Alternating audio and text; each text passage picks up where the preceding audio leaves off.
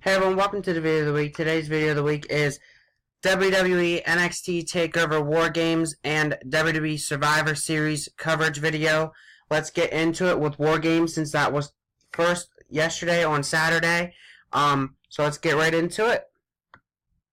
The first match we actually had was Cassius Ohno, the Knockout Artist, versus Lars Sullivan, in which Lars Sullivan came out on the victory end. And which was a very, very decent match. It was a great match to start the night out. I was honestly surprised that Lars came out victorious. I honestly thought that Cassius was going to come out victorious, but anything can happen, and I think Lars has a great future as well as Cassius Ohno. Moving on, we had the Velveteen Dream versus Aleister Black, in which was a better match than I originally anticipated. I honestly thought it was going to be kind of a one-sided match with Aleister pulling out the victory, which he did pull out the victory. Aleister did pick out the victory, but I honestly thought it was going to be a one-sided thing, but it was not the case. They both kind of went back and forth in what was a great match. But let's move on. We have the Johnny Gargano versus Pete Dunne match for the UK Championship, which was actually postponed. It was announced on NXT that it will be this upcoming Wednesday. So this upcoming Wednesday will be when this happens. But again, I stand by who I'm going for, which is Johnny Gargano. However, I do think that Pete Dunne is going to remain champion. Moving on, we had the Fatal 4-Way for the Women's Championship of NXT to determine the new Women's Championship, since Asuka had relinquished the championship, being that she moved up to the main roster. It was Kairi Sane, Ember Moon, Peyton Royce, and Nikki Cross, in which Ember Moon came out victorious, which honestly I was so happy for her because she had those moments with Asuka which were awesome matches, but it seemed like she couldn't beat Asuka, and it seemed like in a way she could be just one of them people that could make it to the big match but couldn't win the big match, and she proved all those people wrong by actually winning the big match, and I couldn't be more happier than her for her.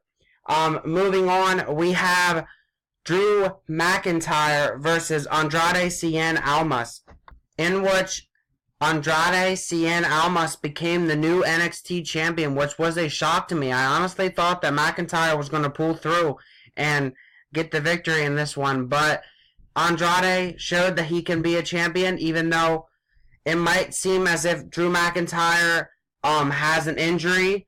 From what the interview that Triple H had stated, it might be a torn bicep, but it's not confirmed that I know of. But it does look like he might be having some type of injury. And then last but not least, we have the match that probably everybody was anticipating for, was the actual War Games match between the Undisputed Era, Sanity, and Authors of Pain and Roderick Strong, in which the Undisputed Era came out victorious, in which was an absolutely devastating and amazing match at the same time. I'm glad that Undisputed Era made history in this match, but it was a devastating match on all competitors, even the Undisputed Era. Now, let's move into the Survivor Series itself. The first match on the Survivor Series kickoff show or pre-show was actually not this match, but I'm going to list it anyways first. It was Enzo Amore versus Kalisto on the pre-show for the Cruiserweight Championship in a singles match, in which Enzo Amore came out victorious and still is your Cruiserweight Champion. However, they also did have some other matches on the pre-show. It was Matt Hardy and Elias Sampson one-on-one in the pre-show as well, in which Elias Sampson came out victorious. And also on the pre-show, it was a tag team match where Kevin Owens and Sami Zayn took on Breezango, and Kevin Owens and Sami Zayn came out victorious. None of those matches will count for the scorecard that I'm going to announce in the last match, because they were all same brand matches in a way. So it was Raw versus Raw, Raw versus Raw, and SmackDown versus SmackDown. So that's why I didn't count them for the scorecard. But now let's get into the actual program of the show for you guys. We have Raw represented by The Miz and Baron Corbin representing SmackDown, in which Baron Corbin came out victorious for SmackDown Live.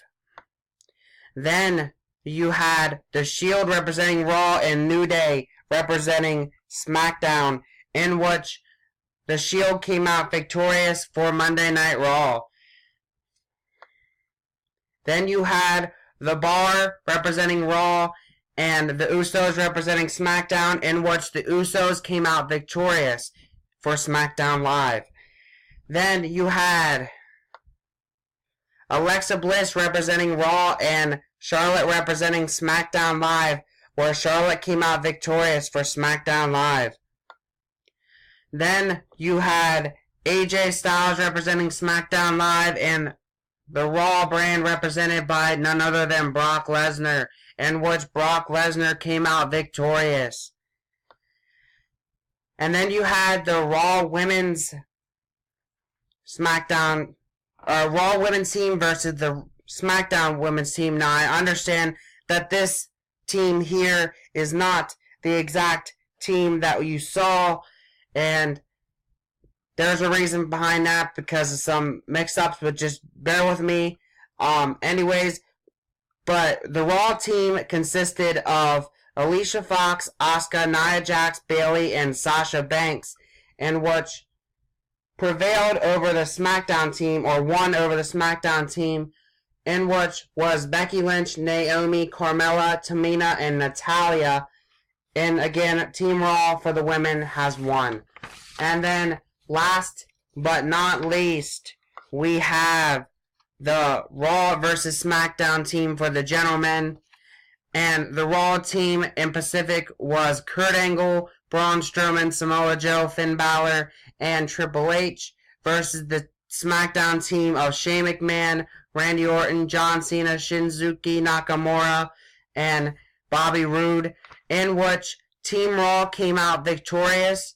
The reason being, it came down to pretty much Braun Strowman, Kurt Angle, and Triple H, and then Kurt Angle was tagged in the match with the only lone survivor of Team SmackDown, which was Shane McMahon. Triple H came in the ring and seemed as if he was going to turn coats to SmackDown Live, pedigreed Kurt Angle, and helped Shane pin Kurt Angle in a way, and then seemed as if he was going to turn and join SmackDown Live. Braun Strowman was stunned at this time, or shocked. Triple H then pedigreed Shane McMahon and got the victory for Team Raw. But the real story was what happened after the fact that the match was over. Braun Strowman had told Triple H, if you continue to mess with me in a sense, you won't be playing the game anymore. And then he did two power slams to Triple H, and what could be setting up a new rivalry between them two later on down the line. Anyways, if you mentioned the scorecard, it ended with Raw picking up 4 victories over SmackDown, and SmackDown picking up 3 victories over Monday Night Raw. So Raw got the bragging rights in a sense. Have a great day. Peace. Thank you guys for watching. And next Wednesday's video of the week will be 5 Netflix shows that you guys got to see that are my favorite on Netflix. Peace.